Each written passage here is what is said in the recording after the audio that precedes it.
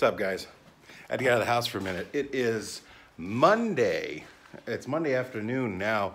It is 22 degrees here in the Chicagoland area, which means it's warmed up. It was, well, if you listen to the podcast that I'm on, Free on Your Birthday, when we recorded on Friday, it was 3 degrees. And so now we're up to 22.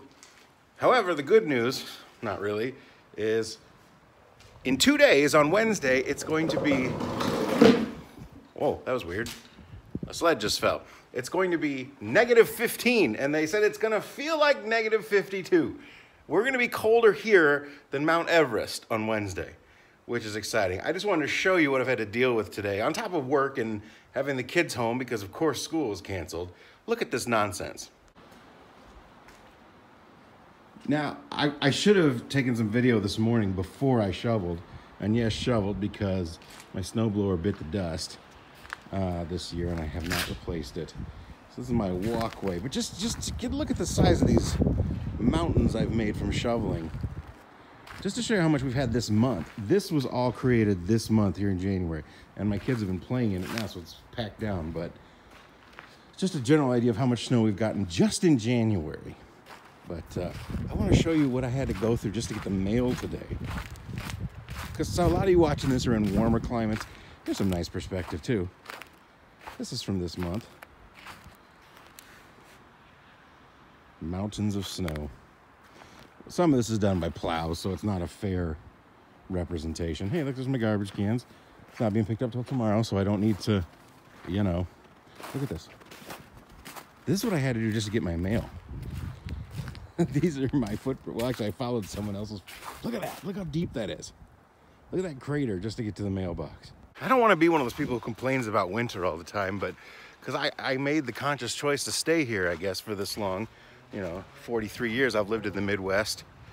But honestly, like, what human beings, you know, traveled by wagon or horseback or by foot, you know, centuries ago and got here to this. Maybe they got here in the summertime and it was beautiful. It's hot, it's sunny, you know, the land is fertile and crops come up and all, but once you live through this once, wouldn't you say, you know what, pack it up, we're gone, this is ridiculous. No, they said, you know what, not so bad, we'll stay. Why go now? I don't get it. It just boggles the mind. I don't get it. All right, so I'm back inside. Whew. Like I said, 22 is nothing compared to what we've had the last few days, but it's still not fun. So there's my desk in the background. Should we do a desk tour? I was describing what's on my desk on Free on Your Birthday the other day. It's kind of in disarray, but I guess you can take a look. So this is pretty much my daily view right now. You gotta stay hydrated. Here's the Horror Nights 25 Tervis. It's a shame that Universal doesn't do Tervises like this anymore. There's one of my kids right now. I didn't actually even go this year. I didn't go to Horror Nights that year, which, you know, now I regret deeply. But I love that mug. John Hammond. Some books. See, look. Making of Avatar. This book should look familiar to some people. Old Jimmy Buffett. My microphone for when I'm inspired to podcast. Laptop. A few Navi. That's Sute on his dire horse. Saint guy. Keeping it holy around here. Some more Navi. A mini tree of life. They said this is a money tree, but I'm waiting for it to pay off, you know. Oh, here, let's shut this down. Look at that. See that? The lighting here is terrible, but it's a Sam Worthington autographed picture of Jake Sully. I see you. Now, this is just kind of a disaster. We got, always keep a magic band nearby, you never know. That guy right there. I just realized we got a man down right here. Look at this. Come here, buddy. Poor little Sam got lost in the shuffle, getting trampled by a dire horse. Let's put him right there. Come on, Sam. He can stay there for right now. It's a good spot for you, Sammy. What is this pin, by the way? Oh, it's from my TV show that I produced and wrote on, Dojo Pro, available on Amazon Prime. I need to organize these books. Let's see. I'll move this guy for right now. Oh, and then I just killed John Hammond. So what do we got? This is an old paper, obviously old paperback, Jimmy Buffett. Where's Joe Merchant? This is a great book. If you want something fun to read, it's a great summer read. This came out my junior or senior year of high school. Look at mine. Mine is beat up. Beat up. There was a hardback re-release, I was going to say not too long ago, and I mean in the last 10 to 15 years. So I would love to get, but I love this book so much. The Frank Marshall and Kathleen Kennedy have had the screen rights to this movie forever, and it's never been made, which really bums me out because it would be an amazing movie. Now I think it's probably, I don't know, it might be too late, but we'll see. What else we got here? This was my daughter and I at the Rainforest Cafe. This was at Disney at the Animal Kingdom location in April of 2017. We did a father-daughter trip. This book, if you know me, you should know. You also would have seen this at a recent Ears to You vlog. Thanks, guys.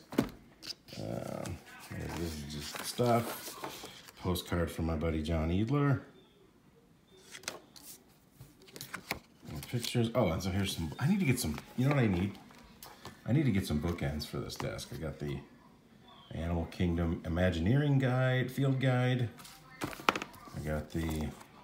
Ooh, what's this? Look at this. Oh, I don't need that. The Making of the Animal Kingdom Park. Surprise, surprise, more Avatar stuff. James Cameron's Avatar, the movie scrapbook. Special value, $2.50. I don't think I paid $2.50 for it on eBay. And then, let's see, we got the, what are these? I know what this is, obviously, because it says it. Oh my gosh, this thing is heavy. Oh, it's heavy. This book is beautiful inside.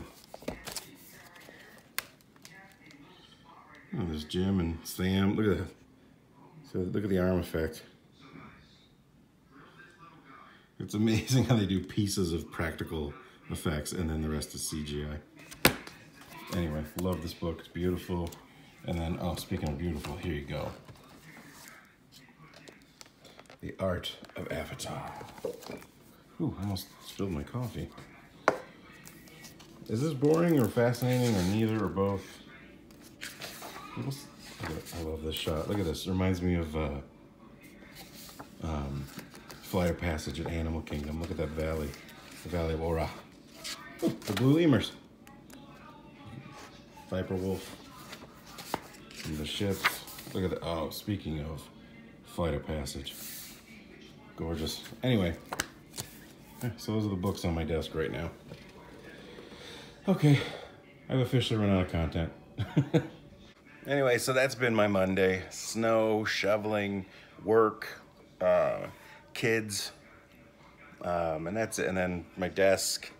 Showing it to you made me realize I need to straighten it up. It's not a good workspace, you know, even for a creative. But that's kind of what my mind I feel like that's what my brain looks like, what you just saw of my desk. So I'm trying to straighten it up. See, look, at least I straightened my books up, so yeah, we got that going for us. So some of you already know this, but I mentioned earlier that I have a microphone at my desk. I don't know if you can see it. Yeah, there it is. For podcasting. And this past week, Friday, I posted the very last episode of my podcast that I've been doing since 2013 called Ears of Steel, the podcast, which was originally started as a companion piece, promotional device, if you will, for my book, Ears of Steel. But I've been really struggling the last even 6 months, maybe even longer, as to what I'm going to do with that brand. And I just kind of feel like it's run its course, so I've decided to end that show. So Friday was the last Ears of Steel ever. However, if you are a fan or a reader, whatever you want to call it, if you liked the book Ears of Steel, most of you know that I wrote a sequel, a follow-up, a second edition, if you will. And I just decided I wasn't feeling it. I didn't feel the passion for it, so I wasn't going to put it out.